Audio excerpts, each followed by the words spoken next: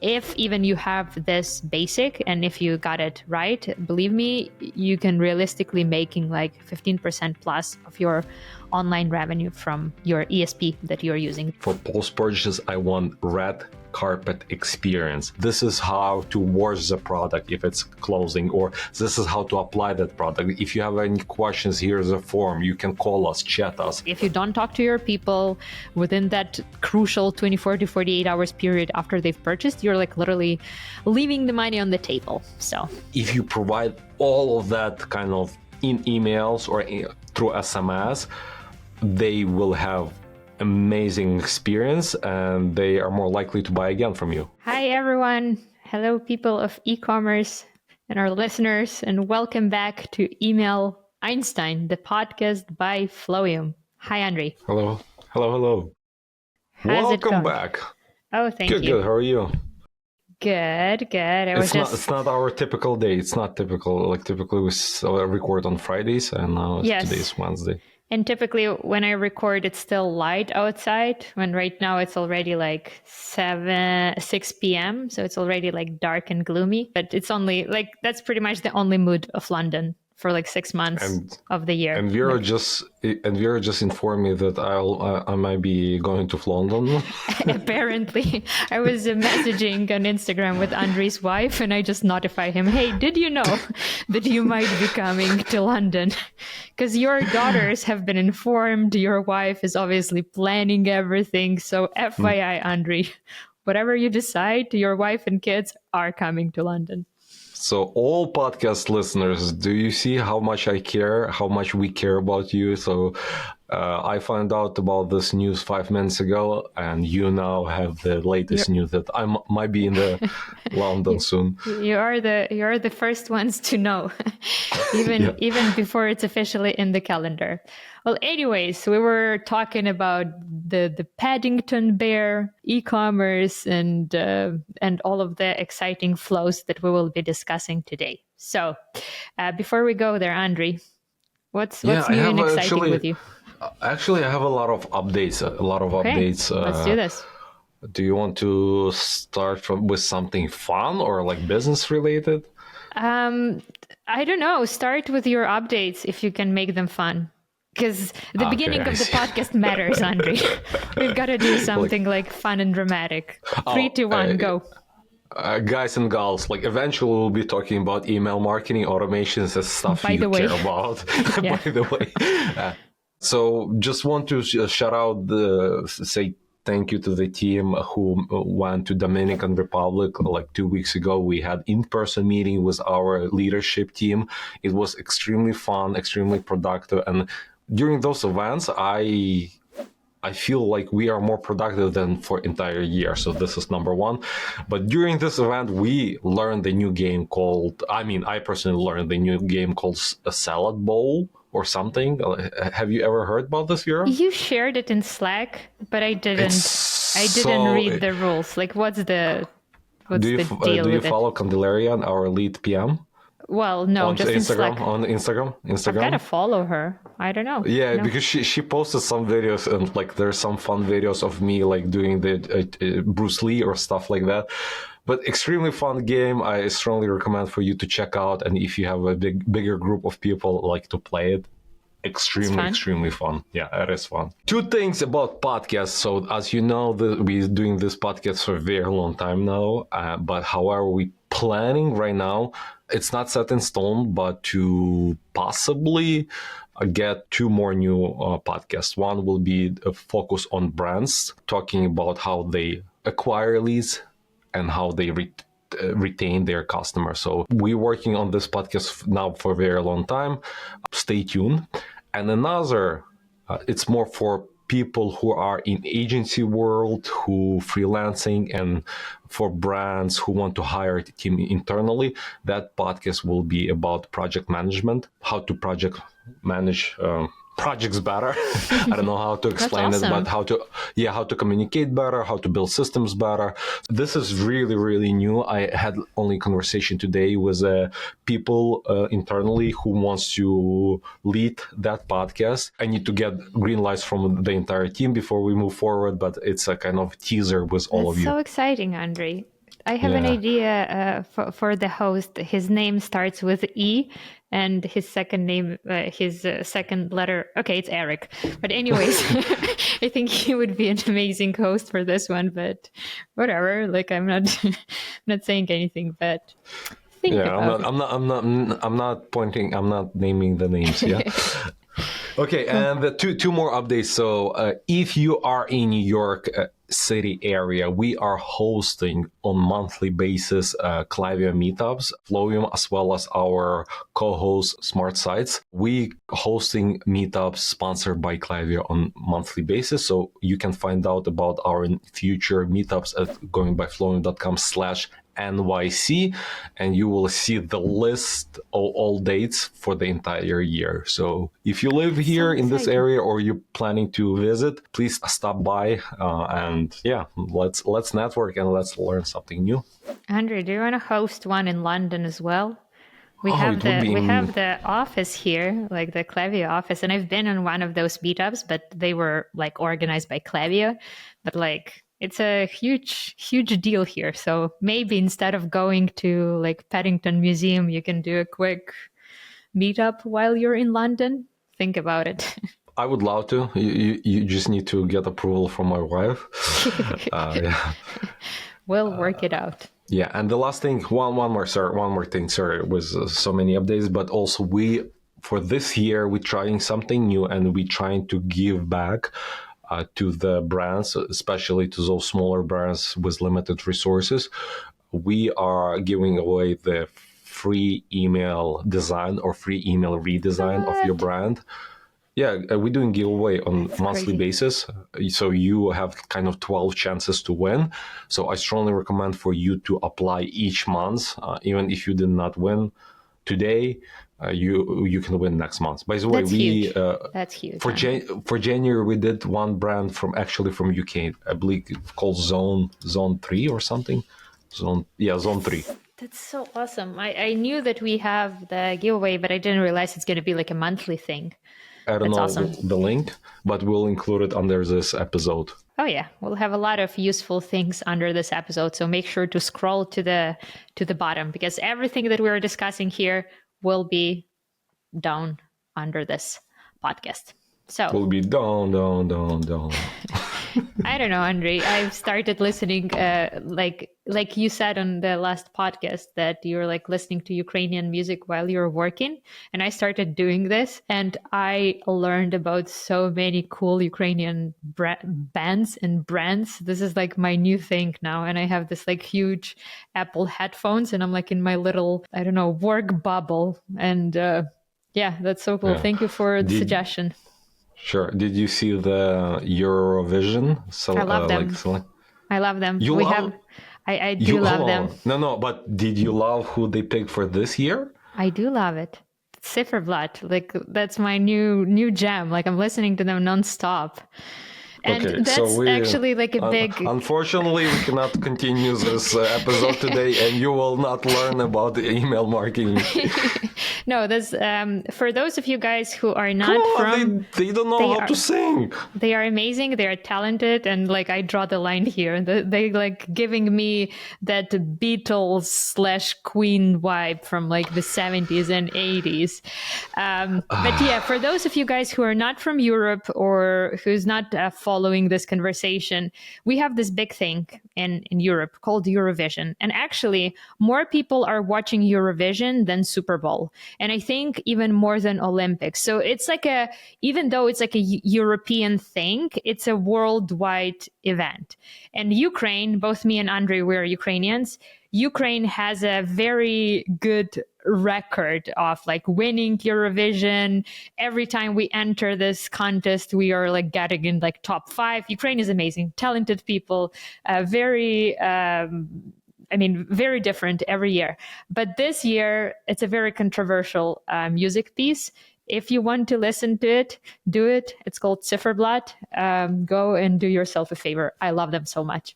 But anyways, 9 minutes later, let's talk some email marketing things, you guys. And today we will be talking about the thing that I'd say is the bread and butter of email marketing, the automations, or flows. You can call them whatever you want. But basically, these are the little sequences that are triggered by certain action your potential customer is doing on your website or with your emails. It triggers certain like sequences, and these sequences, they are like your little employees that work and bring you revenue, bring you money, even when you don't work around the clock. So flows, Andrei.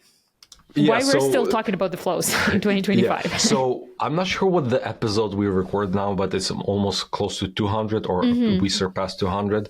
Yeah. We covered many episodes, like different kind of flows, advanced flows, fundamental flows, and all of them will be included under this video, under this podcast. So make sure to check those. The name of the flows we'll be covering today is like no-brainer, like say welcome flow, Winback. But we will do the little bit more spin of it, like how we internally in our agency provide advanced version of welcome flow, advanced version of Winback. What tools are we using? So we basically kind of new trends in those flows. I know we're going deep.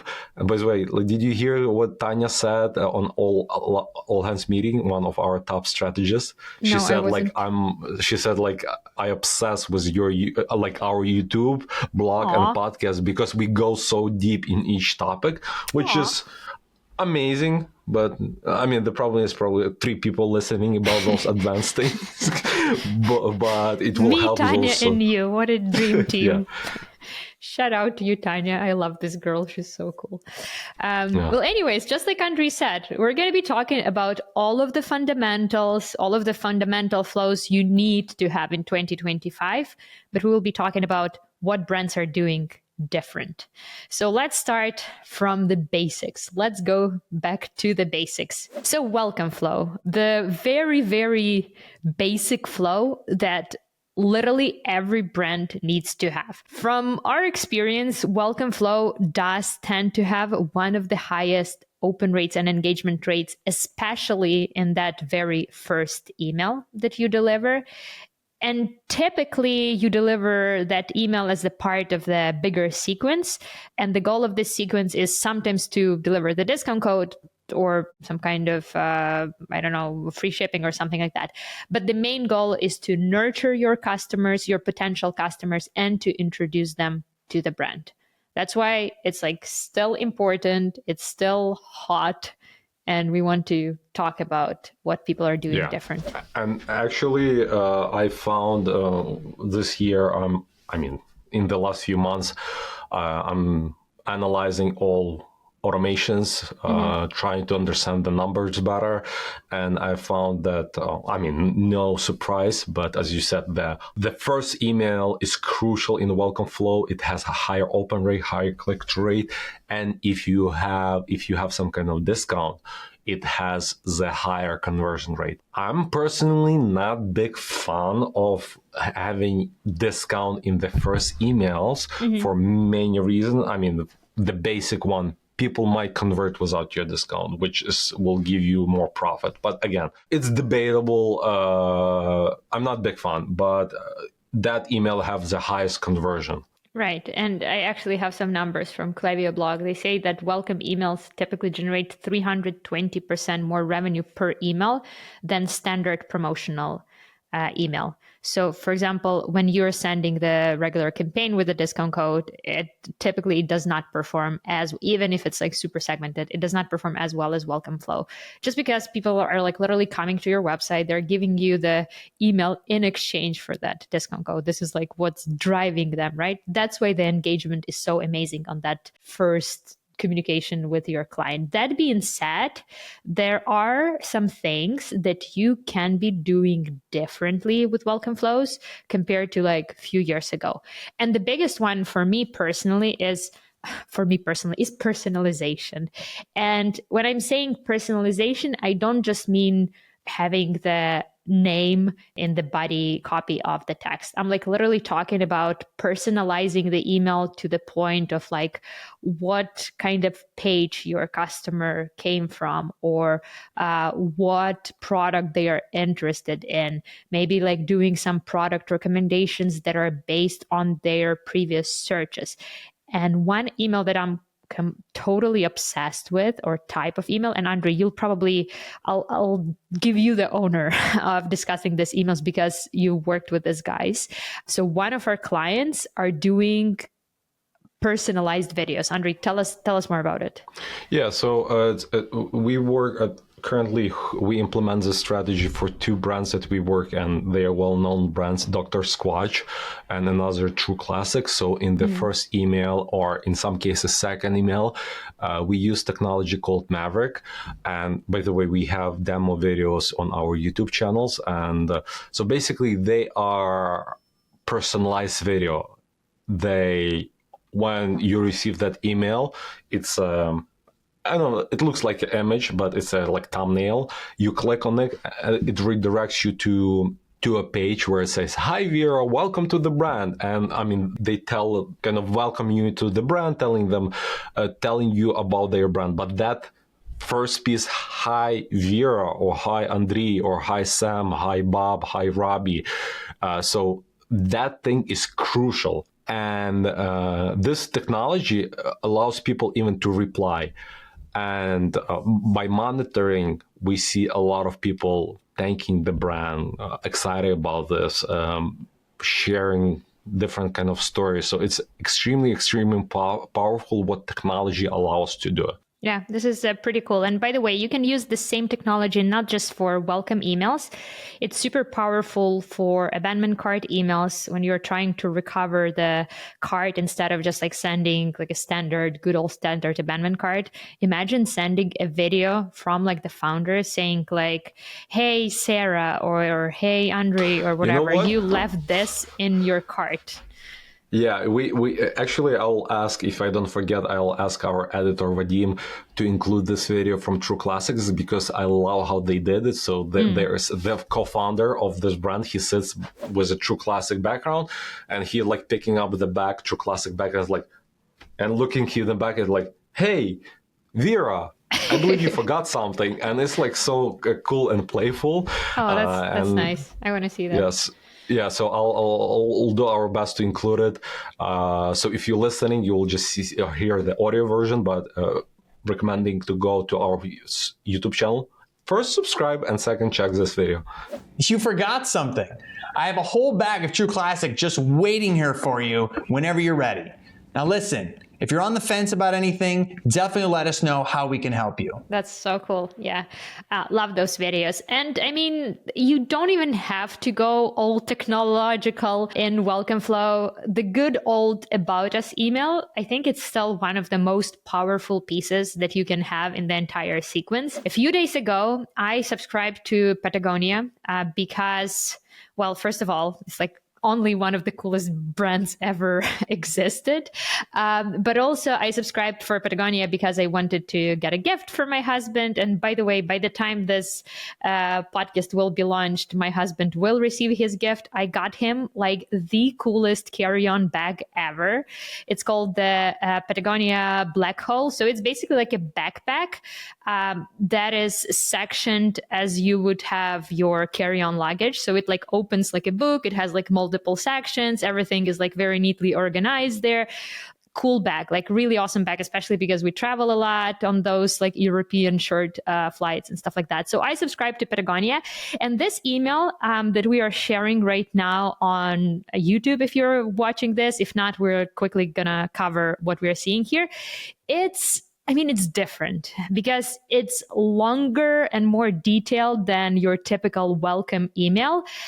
But I still think it delivers a lot of value. First of all, it has like a really sweet, nice message, nice welcome message for whoever is joining the brand. It has a very Patagonia-like hero image without any like headers or any like CTA buttons, which typically I don't think it's a good practice not to have a CTA button on this on the first hero image of the email. But for Patagonia, it works. And they used very like picturesque, very like artsy even image, the image that you don't want to spoil with any additional CTAs.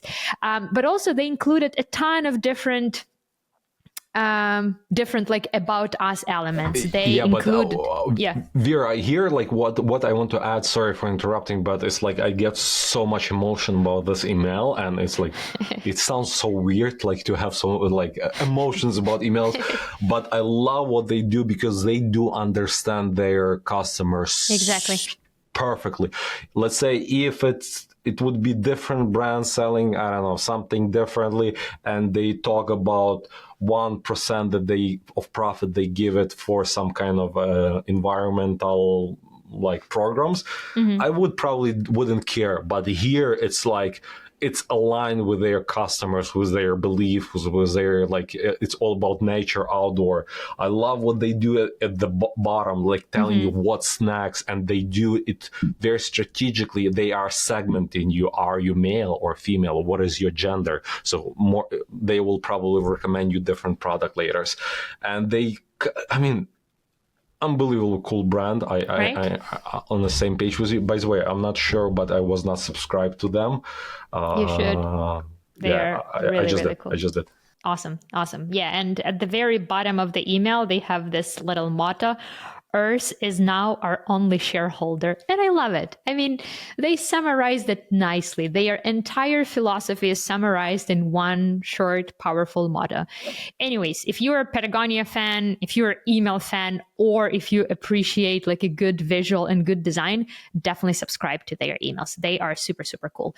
So I think this type of emails, they're doing an amazing job like nurturing the customer, introducing them to the values of the brand, to the crowd that they are working with. But also, just like Andrei said, this is an amazing opportunity to collect that zero-party data about your customer or your potential customer to help you serve them even better in the future. So yeah, Andrei, any other emails you want to cover for the welcome sequence?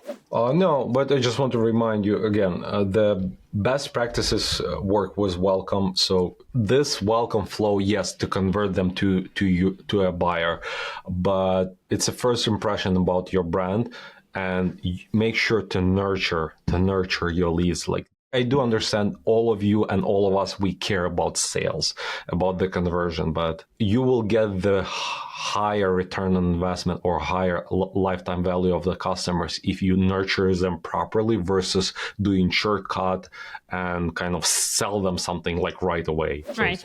I guess it comes down to like branding. Yeah. I guess it comes down to like branding and what you're selling and who you're selling to.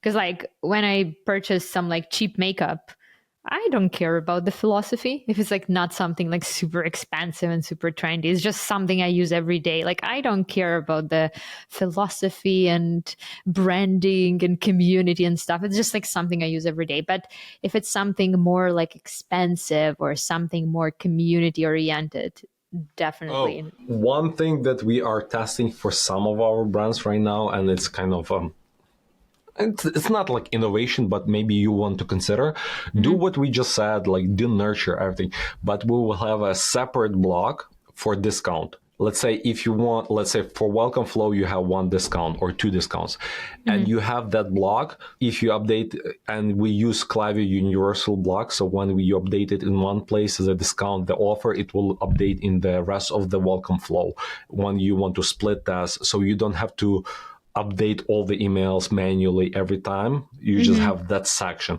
but you just need to create a design to have that section be included in the email. Or you can, if you're like into this like technology and different like Shopify tools and stuff, if you're using Shopify, there is an opportunity to do the AI personalized offer.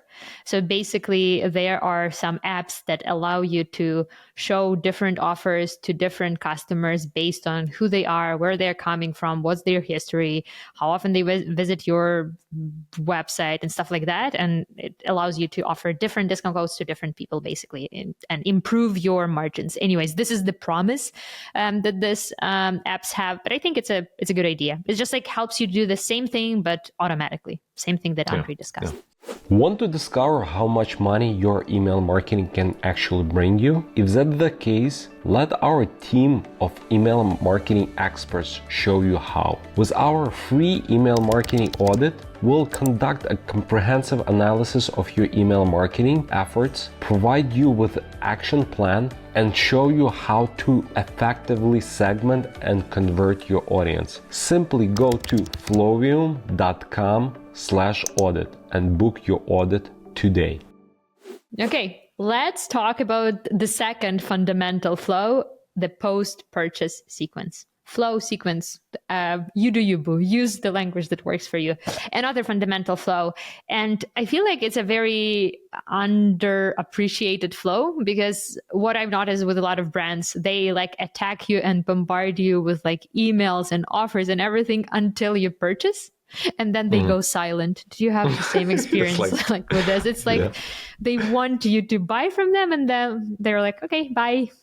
See you never. So I like what True Classic CMO on our first meetings, what he said to us. He said, listen, for post-purchase, I want red carpet experience. He said, I want to treat the post-purchase as a SaaS product, because when you sign up for some tool technology, they are post-purchase heavy on onboarding you. Why? Because retention is so important in a SaaS, to pay that monthly fee, to pay that annual fee. That's why they invest a lot in, like, after you made the payment, for you to feel excited, for you to feel hurt, for you to feel like you know what to do next. Because if you are in a loss, like, they are like, oh, like, why did I pay this money? I want a refund. If you provide that, as he said, like that red carpet experience, step by step, hey, this is how to wash the product if it's closing, or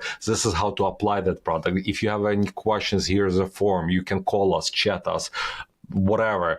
Like, if you provide all of that kind of in emails or through SMS, they will have amazing experience, and they are more likely to buy again from you. Actually, that's exactly what they are doing with an email. We have this example from True Classic. It's for us. those of it's you, us. It's a secret, but it's us. It's us who did it for them. It's not a secret. You mentioned it like 5 times already, Andrei. But Yeah, so I'm bragging a little bit. No, it looks amazing. Like, I'm obsessed. Just like with the way this email is structured. And for those of you who are listening to us, we're like viewing this post-purchase sequence that consists of like multiple blocks. So the first block is a very sophisticated and nice hero image, then a body text, but also they do provide that like extra value. They kind of explain what's happening next. Your order's on the way. Here's what's happening. Then they say that you will also receive like tracking info from us shortly. What I do like, though, that they actually promote their app as well.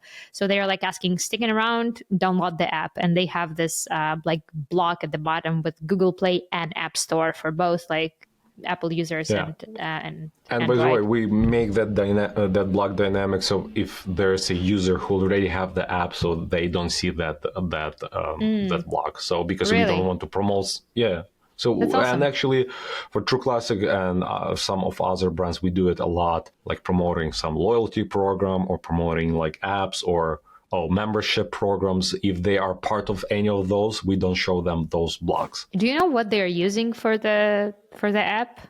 Did they like build it from scratch, or did they use the tool? They used to use TapCard, but now they use something. But now they use something different. They switched. I just forgot which one. Well, no, that's so cool, and I didn't realize you can make the app part dynamic too, based on like whether or not they have it. So they must collect this information somewhere and like record it in a custom property. TapCard has the same thing. It integrates with Klaviyo, so we can get that data. Sometimes identity resolutions is an issue if you sign up with email and then you sign up through your mobile app, but you use different email. It's hard to kind of know that It's the those same. two accounts is VRR, for example, and how to merge them. So that thing is sometimes an issue, but Yeah, but there are apps for that too, you guys. There's like an app Yeah. for everything, including the identity resolution. No, this is an amazing email. So they do have like they have you covered. If you are not interested in app, here's the social media part. Here's the contact us. So like you literally have everything you need, and I think it helps you fight that like buying remorse, because a lot of people have the remorse of purchasing something within the first 24 hours. But what is interesting, we do see a lot of people coming back and purchase more within the first 24 hours, which almost seems like counterintuitive. But if you don't talk to your people within that crucial 24 to 48 hours period after they've purchased, you're like literally leaving the money on the table. So cool. A few more that I like. First of all, I like this email from Warby Parker. I think this is the name of the brand. This is the glasses brand. I mean, the email itself is very simple. I was just like fascinated by this business model that they have, because I mean, I live in UK right now, and our brands are not that generous, but basically this retailer, they do sell expensive glasses. Like some of these glasses are like $500 per frame, like $300 per frame. So they are pricey. What they do, they sell you the set of 6 or 5 glasses in a box. You can try them on, you can wear them for like a week, and then you can send back the glasses that you don't like for free. So basically they will charge you only for the pair that you kept. So they have this like a really cool, very sweet and short post-purchase message, like explaining that, hey, your package is on the way. We are like packing it and you will receive your 5 frames soon. So I don't know. I was just shocked that this model exists, that some businesses actually build their entire business model on like this, based on this idea. But I think it's pretty like cool, your actually. idea, try before you buy. Yes, but they are actually sending you 6 pairs, and then you're picking one, and you are sending it back for free. So Yeah, try before you buy. Like you can do it. Actually, like clothing brands does it a lot. Amazon does it. Like True Classic does it with their clothing as well. Right. I don't know. I just like, it doesn't, like in my mind, how does it make sense, like financially, like sending back and forth? I guess if you're like selling more expensive products, it probably does. I think the first time, the first purchase probably the most expensive for them to get their size, style, but the futures, like they will know their size in the future. Right. I like the emails you have here from Hims, and I like Really this cool as a post purchase because it has to do, and it shows you. So basically, there's picture of bolder guy and picture of the guy was the same guy 6 months later with more hair. And first, it gives you something to do, take a picture. But second, it sells you the vision of like, hey, this is where you will be. If you take our products, this is where you will be in 6 months. And I think it's powerful for many reasons, but to do and selling the vision of like, hey, use more of our products and you will be there. That's awesome. Yeah, and I do like that they have this little hot tip at the bottom: store your progress pictures in the album to make tracking easier. And then you can probably even like request these pictures from them at some point through some kind of like an app or whatever. So that's pretty amazing. I do like it. It's very simple. It's to the point, and I think a lot of people are doing it anyways. So it feels very like personal. The very last section that we'll go in depth on is abandonment cart and added to cart. Obviously, there are more foundational flows that you need to have in each and every sequence. So we will share some resources as well. But here are the emails that I think are amazing for abandonment cart and added to cart. And just like with any other flows, you can also personalize this flows, and you can also like make them better with some AI technology. Andre, out of all of these emails that we have on the board, which one do you want to discuss? I mean, all of them are great. I like the Caravelle one with this big shoe in the cart. It's so so kind of straightforward, but it's so like playful. And I like the time down counter below, because it's any offer you do, or any if you want people to take action, make sure to add time to it, because if there's no time, people will take forever to take the advantage of this. Few things about abandoned cart. So basic abandoned cart, very straightforward. Somebody abandoned their cart and you send them email. So this is kind of the basic.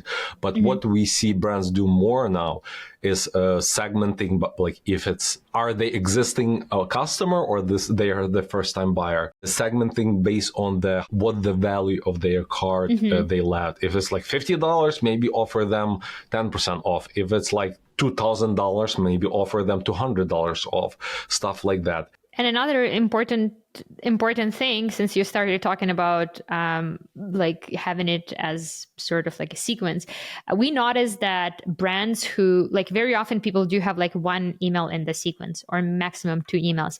One fun fact that I found out from like Klaviyo blog is that companies using 3 cart abandoned emails plus generate significantly higher revenue. So we compared like 3 plus sequences that on average generate like 24.9 million compared to single email sequences, 3.8 million. So they compared like different brands, and it's like super important. Very often in all of our sequences, the second email does generate more revenue even than the first one, because people sometimes, especially with more expensive products, do tend to take their time to sort of like decide. And some people even are trained to wait for the discount.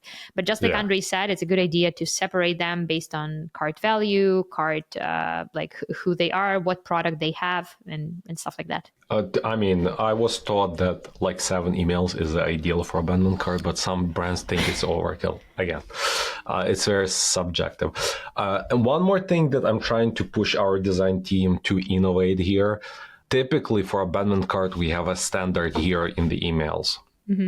What I want to do and test, and it's work in progress, but instead of, I want the product they left in their cart to be a hero, dynamic hero. So it's harder to implement from design perspective, but we are working right now on this, testing things. But basically, let's say in this Carvel example, instead of having that shoes in the cart, we will have product they forgot in their cart product they forgot in the cart, in this physical card on the image. So basically it will be dynamic. So if they receive 5 abandoned cart emails, 5 times it would be different hero image. Right. No, that's awesome. And a lot of brands are still, I don't know, sometimes I do audits for all of our potential clients, and you wouldn't believe how often I see that some people are still doing the added to cart flows.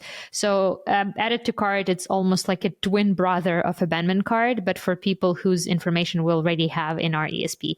So it happens almost like before the checkout. So they are triggered at different parts of customer journey. So added to cart happens when you added something to cart and left the website. You didn't even have to go all the way to the checkout, but it's super important to have this one as well. As soon as we introduce this flows to all of the new clients, we see the overall revenue grow like crazy. So something to think about. And guys, we already mentioned that there are more flows that we can discuss in detail, but the very minimum ones that we would recommend you to have, apart from the flows that we already discussed, are Winback and Sunset Flow.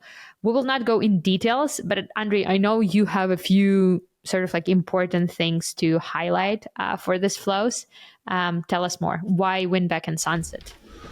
Yeah, so let's start with Sunset. So Sunset Flow, it's missed opportunity for all brands. Deliverability is extremely important, but nobody has Sunset Flow. Like from accounts, like hundreds of accounts we audit every month, probably less than 5% have the Sunset Flow. And so first of all, it's must have for you to clean up your list. But what we trying to implement internally to spend less resources on this email. Why? Because the main goal of this email to get email open for engagement. Doesn't matter what kind of design you have. Doesn't matter how long the email is. The goal is to open. So extremely important to focus on the subject line. It can even be text-based email. So you don't have to go crazy to do design. Like, do not spend much time. Like here, important to for them to open, and if they open, there's other flows to re-engage them. But here is, so it's like, do not spend a lot of resources, just set it up. And I have on YouTube step-by-step process and tutorial how to do it. Just Google Sunset Flow Flowium and you will find that YouTube video. That's a really good, good recommendation. Yeah. And for Winback, we, again, same thing. We have Winback for one-time buyer, two-time buyers, three-time buyers. But also if we start to implement it for some of our clients, the standard one for one-time buyer, but for the two-time or more buyers, we use Klaviyo predictive analytics, like machine learning or AI, whatever you call it. So basically, because Klaviyo has more data, they are more accurately can predict when person is about to buy second times. That's why this is how we trigger welcome back. Winback, not welcome back, Winback. Yeah, and I even have a client for whom this flow is like one of their top 3 best performing flows, the predictive Winback flow. So Nice. that's really interesting. And what you said, Andrei, made me rethink our approach to Sunset Flow. So thank you so much, because yes, we do spend resources on this flow and it rarely brings revenue. So the only goal is to like re-engage, and to re-engage, we only need to focus on like the subject line and some content as well, but it doesn't have to be a very complicated email. So there you have it, you guys. The foundational flows that we discussed today are welcome flow, post-purchase, abandoned cart, added to cart, Winback, and Sunset Flow. Yes, there are more flows that we can discuss, but if even you have this basic and if you got it right, believe me, you can realistically making like 15% plus of your online revenue from Klaviyo or from your ESP that you're using. That's the goal anyways. And we will pretty much link everything that we discussed and all of the recommendations in our description box. So make sure to scroll to the bottom and read on. Okay. Awesome. Thank you. Thank you so much. See you in the next episode. Bye. See you in a month. See you guys. Bye. Take care. Hey, if you're watching this and you like what you see, please hit subscribe and hit the bell, because it helps us grow our channel.